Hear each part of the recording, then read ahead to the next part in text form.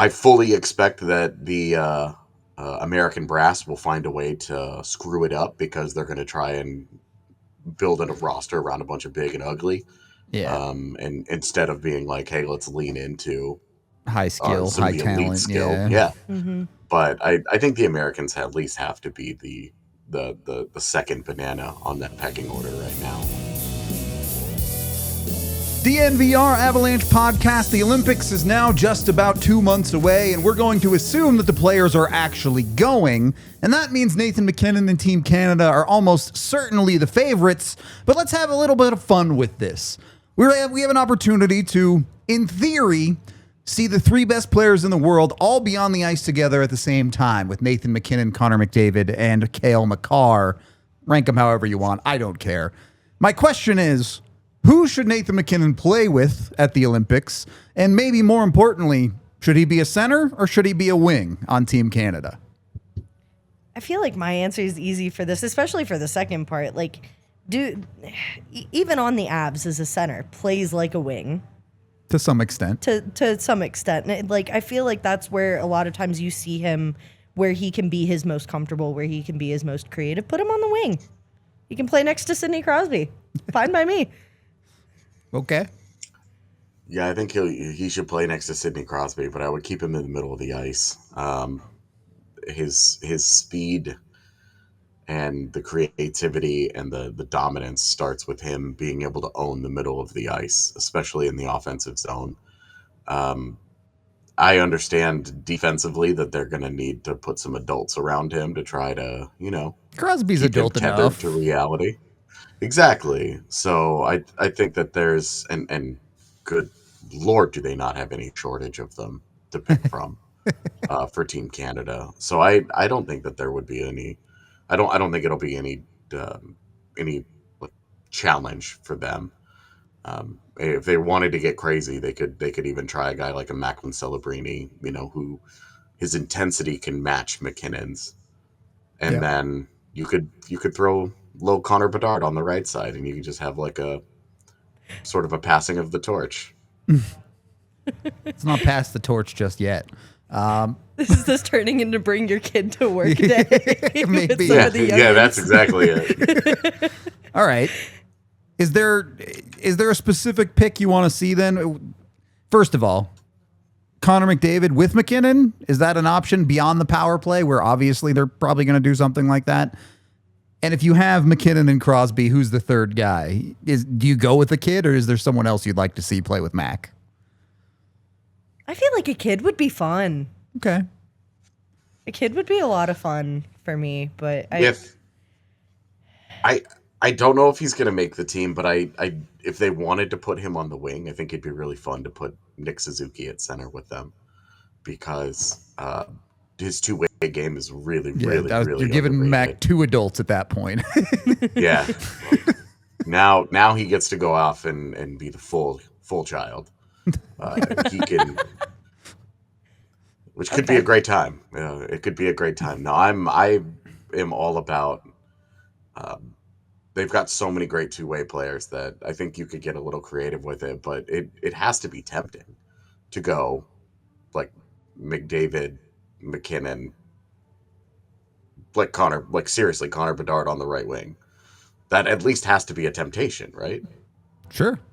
Until you're in your own zone and you're terrified, but yeah. Well, they're going to have the puck, and when they don't have the puck, it's because the other team's going to be fishing it out of the back of the net. I don't think you have to worry about the defense at that point. Maybe.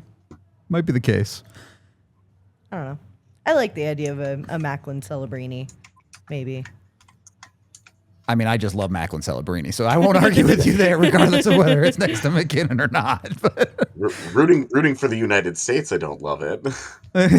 Don't do that. Yeah, but I'm always a traitor at the Olympics. I rarely root for the U.S. in most things. So. Fair. Valid. I did want to dive into that conversation, though. Look, clearly Canada is going to be the favorite at any international competition when it comes to hockey. Is U.S. clearly number two? Can we call U.S. the number two favorite, or have Sweden and Finland at very least made that a conversation? No, I don't think they've made it a conversation. assuming Connor Hellebuck, Jake Ottinger healthy in net. Um, you have to love that. Their depth in net is really good. Defensively, they're good up and down. They're very deep. At forward, they're deeper than we expected them to be because they've had some kids that have taken some steps forward. Guys that we thought might be on the outside looking in. Got like a guy like Cole Caulfield that's kind of like crashed the American party, and you're like, Yeah. I fully expect that the American brass will find a way to screw it up because they're going to try and build a roster around a bunch of big and ugly.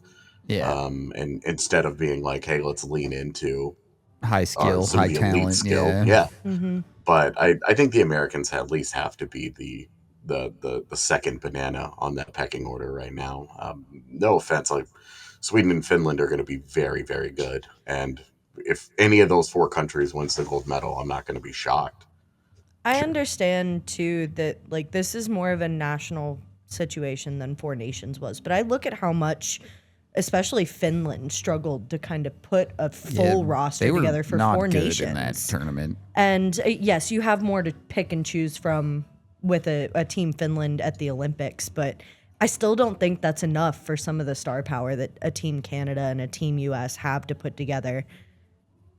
With that said, the USA is a clear silver medal for me. This is an interesting point too, Bailey, because usually when you're going into an Olympic cycle, you say, well, maybe we can take these international guys because they're used to playing on international ice. Or in Finland's case, they've always had that weird in-between ice, but a bigger ice rink. And this time, that's not the case at all. They're going to be playing on a rink smaller than NHL size, so the pace is going to be even faster. So I do wonder a little bit about, is there a bit of an adjustment for... Is that an advantage for a team like a team Finland or a team Sweden who maybe is used to playing on ice that big? Maybe. We're going to find out at this Olympics if it matters, although I think Sweden at least certainly will have like might be a 100% NHL roster at the Olympics. Finland felt a little short, but Sweden's going to have a really good roster. And, I mean, if Jesper Wallstedt doesn't give up any goals until then, it's a pretty good equalizer. Yep. And I think the goaltending is, look, it's the biggest weakness on the Canadian roster by a million miles. And we know that in a short form, just takes one bad game.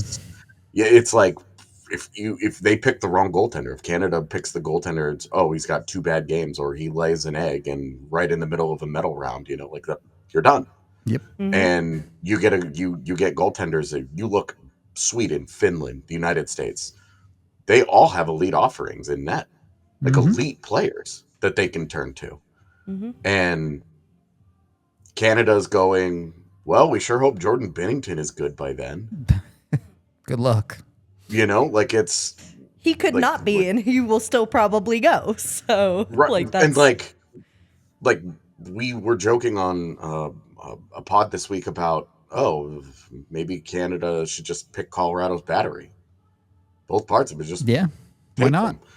Take those guys and take Logan Thompson, and you're fine. I mean, frankly, the 2 Avalanche goaltenders are arguably best equipped to play behind an elite team like this because they understand what this life is like every They know night. they're about to face 12 shots on any given night. Yeah. Exactly. Like, they're comfortable with that world where it's a strange thing, but goaltenders have told you time and time again, when they're facing 35 shots, comfortable. They're in a rhythm.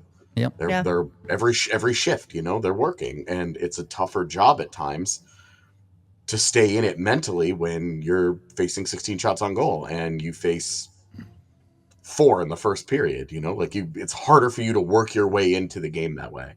And both of the Avalanche guys are going to be comfortable with that. And I think that's the great equalizer there, is that right now in net,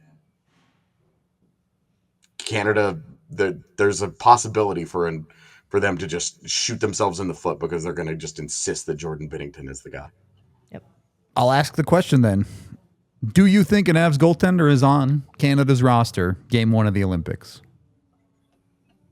One of the 3? Yes. Okay. Yes. No, that's my short answer. Yes. their third goaltender that's not going to play at all, maybe. Yeah, but that's the situation that I'm going on in my head is who is the healthy scratch right. for me. As far as third strings go, yes, absolutely. Or quote unquote third strings, however they decide to deploy that, yes. All right. Somebody will be there. We're staking our claim there.